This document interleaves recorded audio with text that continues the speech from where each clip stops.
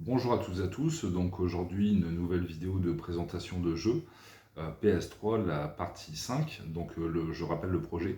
Donc je réagis par rapport à certains commentaires. Moi mon projet, en fait, je ne suis pas anti-Sony, je ne suis pas anti-PS5 Pro, je trouve juste que c'est prématuré de s'enflammer pour une console dont on ne sait rien par rapport aux performances qu'elle va nous apporter sur nos écrans et sur nos jeux existants et futurs. Et donc j'aime dans mon fort intérieur, je souhaite que cette PS5 Pro arrache la rétine et décolle des mâchoires pour nous montrer son potentiel, mais j'y crois pas, parce que la PS4 Pro, ben, on nous a vendu la même chose et elle a très peu été utilisée. Donc le projet, en fait, sans rentrer dans ce débat de PS5 Pro douille ou pas, ou intérêt ou pas pour la console, moi mon projet, c'est juste dépenser 950 euros en PS3, la console et les jeux. Donc on va commencer. Donc dans les dés, j'avais oublié un jeu. En fait, dans mon meuble, il est en exposition, donc c'est vrai que j'y ai pas pensé. Et donc c'est Dante Inferno. Dante Inferno, la petite pépite. Bah ça c'est vraiment sympa parce que ça parle des 9 cercles de Dante, l'enfer de Dante. En fait, il doit descendre les 9 cercles des enfers. Et donc bah, je trouve ça un peu original dans le milieu du jeu vidéo, un jeu qui traite bah, de la religion catholique. Et donc bien foutu. Après, c'est pas le jeu du siècle, hein. C'est un jeu qui est assez court, qui se finit en 5 à 7 heures, mais je trouve ça plutôt beau, plutôt bien bourrin, et donc bah, la pépite que je vous conseille. Alors ensuite, Jojo Bizarre Adventure All-Star Battle. Donc c'est un jeu de versus fighting, donc vous combattez l'un contre l'autre en 2D, en scrolling horizontal.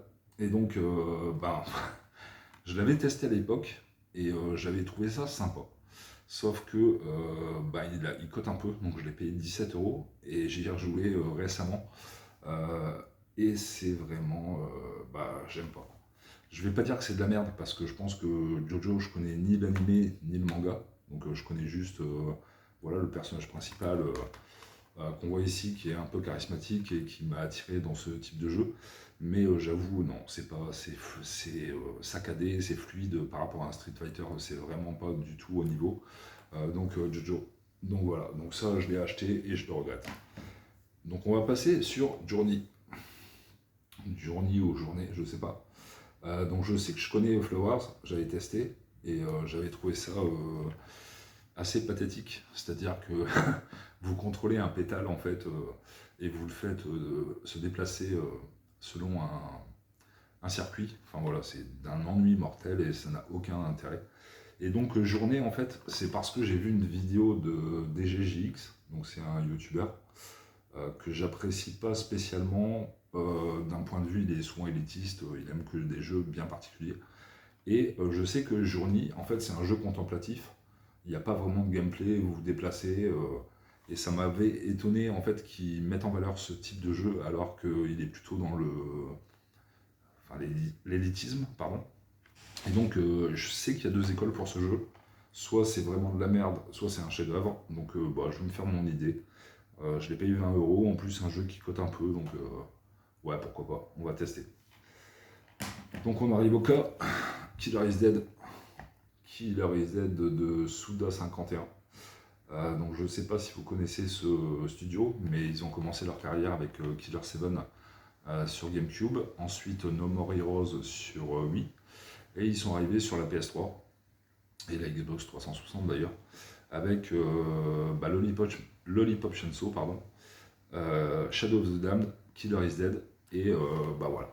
Donc Killer is Dead, c'est de la petite pépite, je l'avoue, je ne l'ai pas fini. J'ai essayé deux fois, j'ai pris du plaisir à jouer, mais je ne l'ai pas fini, donc là je pense que je vais le retester. Ouais, c'est un jeu beat'em up en 3D, avec un côté un peu barré où vous avez des interludes dans lesquels vous êtes dans un bar où vous draguez une fille et il y a les lunettes rayon X qui permettent de voir sous ses vêtements et elle est nue. Enfin voilà, un côté un peu barré japonais, un peu déviant mais marrant. Donc ouais, ça je vais le retester rapidement. Et donc on arrive sur les deux derniers jeux. Donc Killzone 2 et Killzone 3. Donc j'ai commencé par le Killzone 3, donc à l'époque il est sorti en 2010. Grosse claque. J'avoue, graphiquement, ça envoyait du lourd pour de la PS3. Et j'ai ensuite fait le Killzone 2. Et c'est marrant, je préfère le Killzone 2 au Killzone 3, en ayant fait l'un après l'autre. Est-ce que je vais y rejouer? Je pense pas. J'ai retesté récemment le Killzone 2. Et j'ai eu bien du mal à m'adapter au gameplay, c'est-à-dire que dans la plupart des FPS, en fait, vous appuyez sur L2 pour viser, R2 pour tirer, et là, en fait, c'est R1 pour tirer et le R3, donc l'analogique de droite, vous appuyez dessus pour viser. Et donc, moi, je trouve ça pas du tout simple à utiliser. Du coup, j'ai arrêté au bout d'une demi-heure et je pense pas persévérer sur ces deux jeux-là. Et je dois rappeler quand même, parce que là je fais un set PS3, mais que mon préféré de Killzone est le Killzone Shadowfall, sorti sur PS4, qui m'a mis une claque monumentale en 2013 quand il est sorti. Je sais que ce studio s'est ensuite tourné vers Horizon Zero Dawn, Horizon Forbidden West, mais j'aimerais bien un petit Killzone 5. Si vous m'écoutez, allez-y, faites-en un. Donc voilà, partie 5, et bon jeu à tous, et on continue PS3 Forever.